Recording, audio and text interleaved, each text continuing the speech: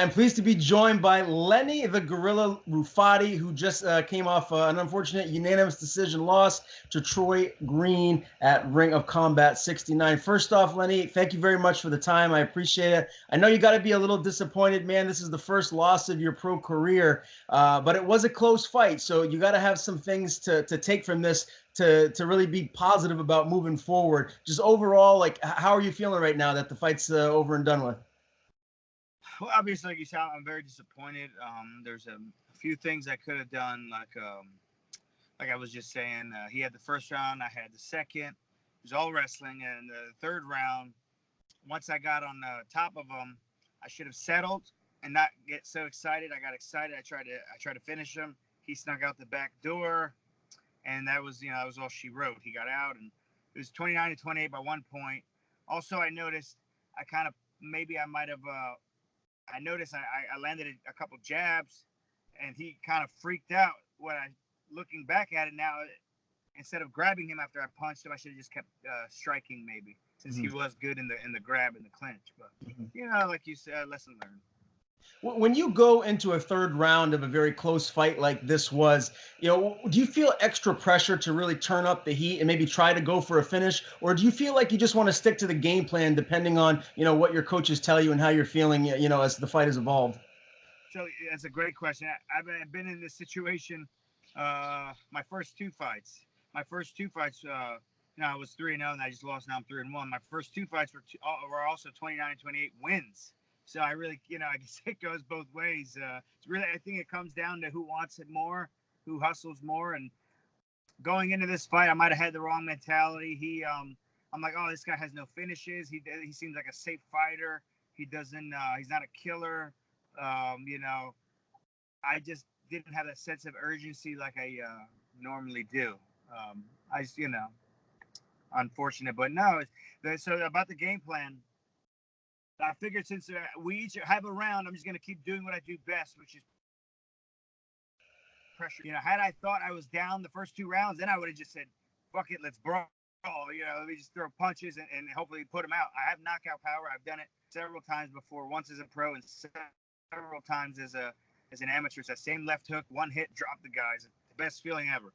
I would have done that, but since it was anybody's fight, I said, let me stick to my bread and butter here and not chance it. But like I said to you earlier, looking back, when I threw a couple punches, he looked very excited when I threw those punches, and then I went to grab him, and then he calmed down. I should have just kept punching, But yeah, I'm a new professional, Now, this fight was originally supposed to happen at Ring of Combat 68, I believe, in May of this year. Why was this fight canceled, and how did that affect you, good or bad, moving forward to the fight at Ring of Combat 69? Yeah, so he pulled out about 3 days. The fight was on Friday, and on a May and Friday, he pulled out 3 days prior on Tuesday. Had the flu, he said. I was like, oh my goodness, here we go. But I ended up working out to my favor. They replaced me with an undefeated amateur returning pro who's 6-0 with 3 knockouts, who had beat me in the amateurs about a year prior before I came here to Roufusport.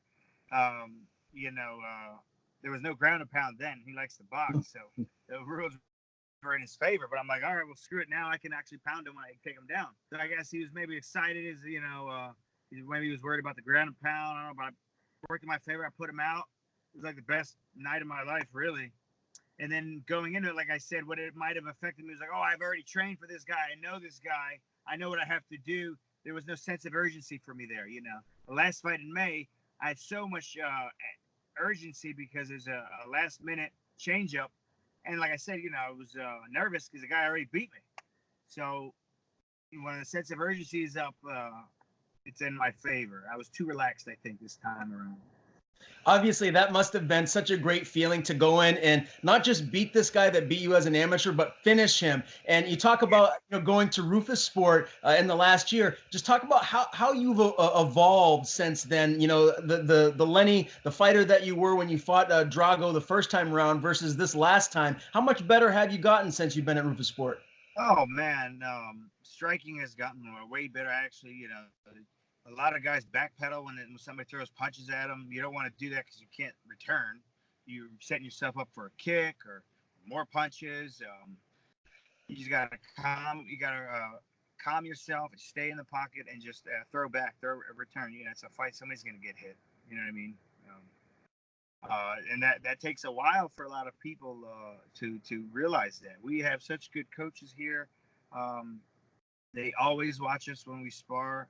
Every class, that we spar, they're watching us. They're telling us what to do. They know where we need help, where we don't need help. They're on our asses, and they're always watching video. It's like Harvard University for MMA here, man. I had that confidence going into it with Drago when we first fought. That was just it was a decision, But like you said, I put him out in the first round. There's really nothing more you can ask, So I felt like I've definitely improved in that aspect. A couple of the guys that you train with at Roufusport, I've had on the show numerous times, Emmanuel Sanchez and Brendan Allen. I know you're very familiar with the both of them. Brendan has a big fight coming up at UFC Boston. How's he looking, and what kind of performance are you expecting out of him?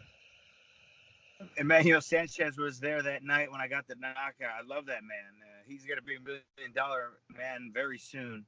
Brendan is a beast. Brendan is he's so strong. He hits hard. He wrestles hard. He grapples hard. We just sparred, and it wasn't looking good for me, and he's fighting soon. So he's very talented. He belongs in the UFC, and that's where he is. And, God bless that man. He's a big Southern dude. Yeah, he is. and Emmanuel, obviously Emmanuel Sanchez has been, a title hopeful for quite some time now. I mean, he already fought for the title once. He came up short. It was a very close fight. What do you expect from him moving forward? I mean, do you expect him to go ahead and win this featherweight Grand Prix tournament? I expect him to get $1 million, get the belt, get that win back, and just everything's going to fall into place for this man. This guy, he lives and breathes at the gym. He literally bought a house right behind the gym. He's a genius. So the energy he puts out for himself and his teammates is just, we absorb it and we love him. And, dude, that guy he just beat was undefeated, and he just made that guy look very, very amateurish. I thought from his back, and then on the feet, and then he took that guy down. I mean, to take down an NCAA wrestling champ or whatever. Oh, that's amazing, beat him at his own game. Yeah, you got a bunch IQ, man. It's not wrestling, it's fighting, Yeah.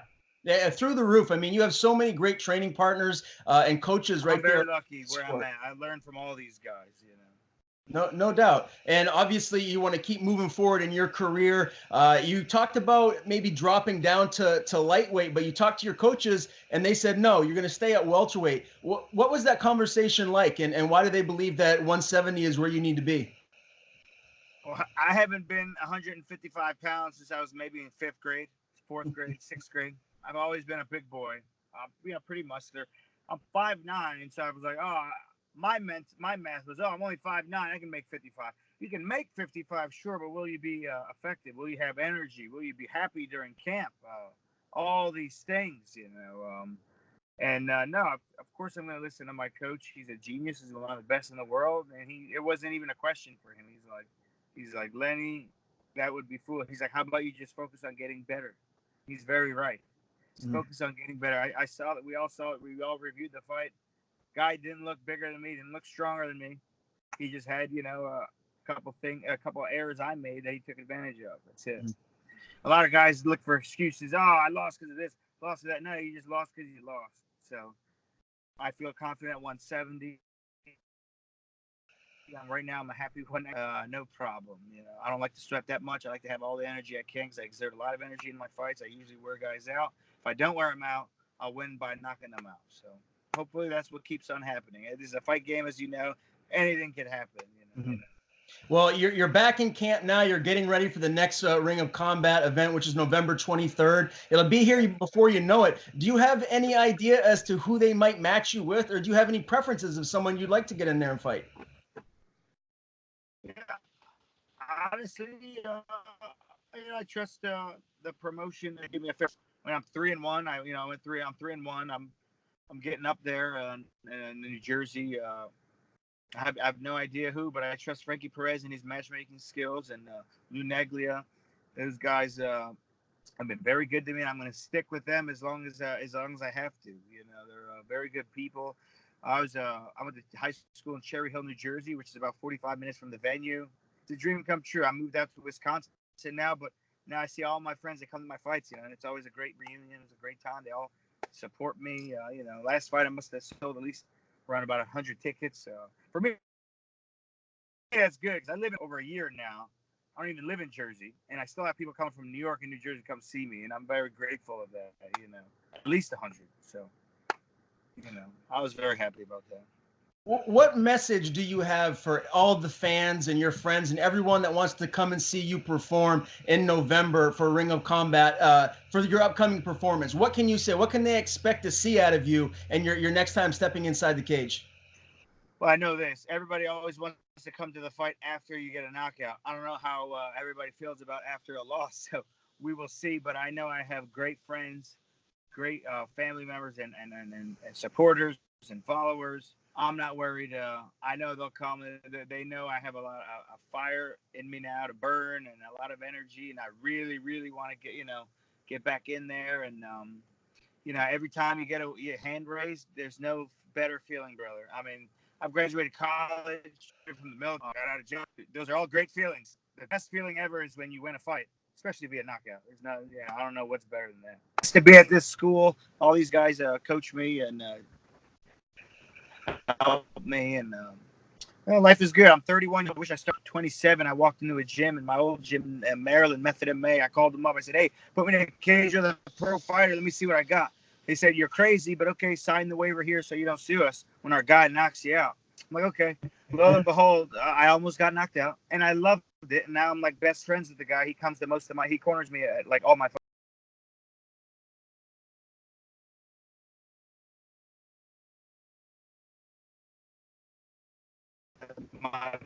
buddy, and then the guy that owns the gym is Edmund. I usually have one corner fly with me from Wisconsin, and then those guys will meet me there since it's only like 2-hour drive for them. That's what I've been doing.